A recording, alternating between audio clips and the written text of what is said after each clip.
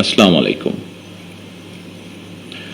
মাহে রমজানের এই পড়ন্ত বিকেলে আমি শ্রদ্ধার সাথে স্মরণ করছি মহান মুক্তিযুদ্ধের বীর শহীদদের, 90-এর গণ আন্দোলন এবং 24-এর গণ অভ্যুত্থানে শাহাদাত বরণকারী সকল ছাত্র জনতাকে গভীর শ্রদ্ধার সাথে স্মরণ করছি 2009 সালের 25 এবং 26শে ফেব্রুয়ারি পিলখানায় সংগঠিত বর্বরোচিত হত্যাকাণ্ডে শাহাদাত বরণকারী 57 জন দেশপ্রেমিক সেনা কর্মকর্তা সহ 74 জন বীর শহীদকে।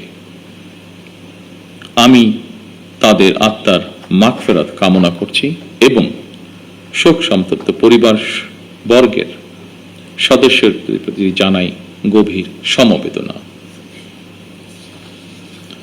আজ 25শে ফেব্রুয়ারি জাতির ইতিহাসে এক রক্তাক্ত এবং বেদনা বিধুর দিন। এ দিনটি এলে প্রকৃতি যেন আবার স্মৃতি ও শোকের ভারে নীরব হয়ে যায়। বাতাসে ভেসে আসে সেই বিভীষিকাময় মুহূর্তের আর্তনাদ। আমাদের হৃদয় গভীর বেদনায় ভারাক্রান্ত হয়ে ওঠে। 2009 সালের 25 এবং 26শে ফেব্রুয়ারি এই নির্মম ঘটনা আমাদের জাতীয় জীবনে এক গভীর ক্ষত সৃষ্টি করেছে, যার বেদনা সময় পেরিয়ে আজও বহমান। দীর্ঘ 17 বছর পরে শহীদদের স্মৃতি বিজড়িত এই প্রাঙ্গণে আজ আমার কণ্ঠ কিছুটা স্বাভাবিকভাবে ভারী হয়ে উঠছে। আমি কেবল একজন জনপ্রতিনিধি হিসাবে নয়, একজন সেনা পরিবারের সদস্য হিসাবে, একজন সহযোদ্ধার সন্তানের মতন আপনাদের সামনে, আপনাদের সাথে আজকে উপস্থিত হয়েছে। 2009 সালে সেই বিভীষিকাময় ঘটনায় 57 জন মেধাবী ও দেশপ্রেমিক সেনা কর্মকর্তা সহ মোট 74টি প্রাণ ঝরে গিয়েছিল। প্রতিটি নাম একটি পরিবারের আলো নিভে যাবার গল্প, প্রিয়জন হারানোর বেদনা বিদুর অধ্যায়, একটি সন্তানের পিতৃহীন হওয়ার ইতিহাস, একটি স্বপ্নের অসমাপ্ত মহাকাব্য। আমি দেশে প্রত্যাবর্তনের পরপরই বনানী সামরিক কবরস্থানে গিয়ে শহীদ সেনা কর্মকর্তাদের কবরের পাশে দাঁড়িয়ে উপলব্ধি করেছি গত 17 বছরে আপনাদের দুর্বিষহ সংগ্রাম, অপরিসীম ত্যাগ আর দাঁড়ে দাঁড়ে ঘুরে বিচার না পাওয়ার নিদারুণ যন্ত্রণা। সম্মানিত উপস্থিতিবৃন্দ, আমি বিশ্বাস করি পিলখানার ঘটনাকে রাষ্ট্রীয় মর্যাদায় স্মরণ করা আমাদের জাতীয় দায়িত্ব। 25 ও 26শে ফেব্রুয়ারি ঘটনাকে ইতিহাসে রাষ্ট্রীয় মর্যাদা না দিলে ভবিষ্যৎ প্রজন্ম আমাদেরকে হয়তো ক্ষমা করবে না। তাই সেনাবাহিনীও আপনাদের সঙ্গে আলোচনা করে 25 এবং 26শে ফেব্রুয়ারি স্মৃতিকে অম্লান করে রাখতে বর্তমান সরকার ইনশাল্লাহ কাজ করবে। আমাদের সীমান্ত রক্ষী বাহিনী শিকড় আমাদের স্বাধীনতার ইতিহাসে প্রথিত।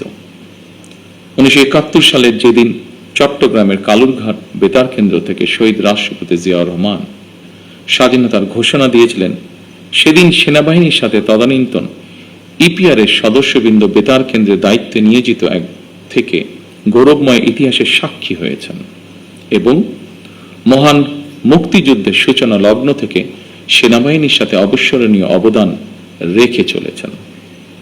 পরবর্তীকালে শহীদ রাষ্ট্রপতি জিয়াউর রহমান সীমান্তরক্ষী বাহিনীকে সুসংহত করতে বিশেষ গুরুত্ব আরোপ করে অবকাঠামোগত উন্নয়ন এবং প্রয়োজনীয় সংস্কার কাজ করেন।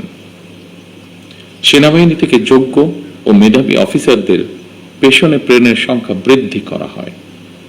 1978 সালে এই বাহিনীর ইতিহাসে সবচেয়ে বড় ঘটনা হল সামরিক কায়দায় নতুন করে পুনর্গঠিত করা।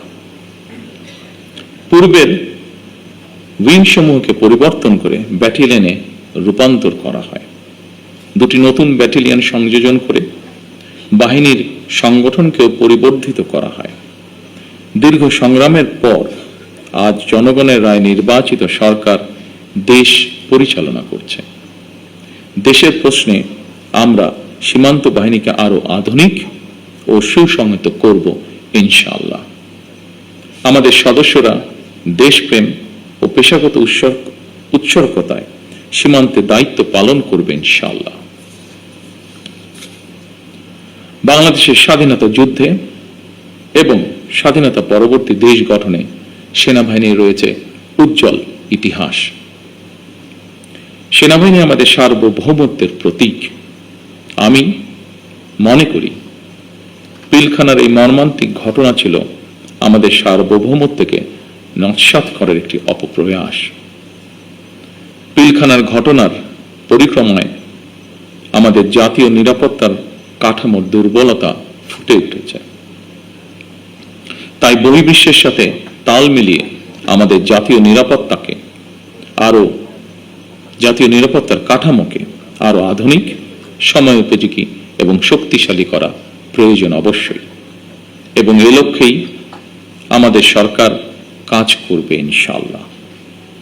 একই সাথে শহীদ পরিবারের সদস্যদের কল্যাণে তাদের সন্তানদের শিক্ষা, চিকিৎসা ও পুনর্বাসনের জন্য দীর্ঘমেয়াদী সুরক্ষা ব্যবস্থা গড়ে তোলার প্রতিশ্রুতি আমরা এরই মধ্যে ব্যক্ত করেছি। মাহে রমজান আমাদের সংযম এবং আত্মশুদ্ধির শিক্ষা দেয়। মহান আল্লাহর দরবারে প্রার্থনা করি তিনি যেন শহীদদের আত্মাকে শান্তিতে রাখেন, তাদের পরিবারকে ধৈর্য ও শক্তি দান করেন এবং আমাদের রাষ্ট্র প্রতিষ্ঠান সমূহকে ন্যায়, শৃঙ্খলা ও দায়িত্ববোধের পথে পরিচালিত করেন। পরিশেষে আজকের এই অনুষ্ঠানটি আয়োজন করার জন্য যারা অক্লান্ত পরিশ্রম করেছেন, এই অনুষ্ঠানটিকে সুন্দরভাবে উপস্থাপন করেছেন, তাদের সকলকে আমি আমার পক্ষ থেকে আন্তরিকভাবে ধন্যবাদ জানাই। আল্লাহ আমাদের দেশকে হেফাজত করুন। আল্লাহ হাফেজ। বাংলাদেশ জিন্দাবাদ।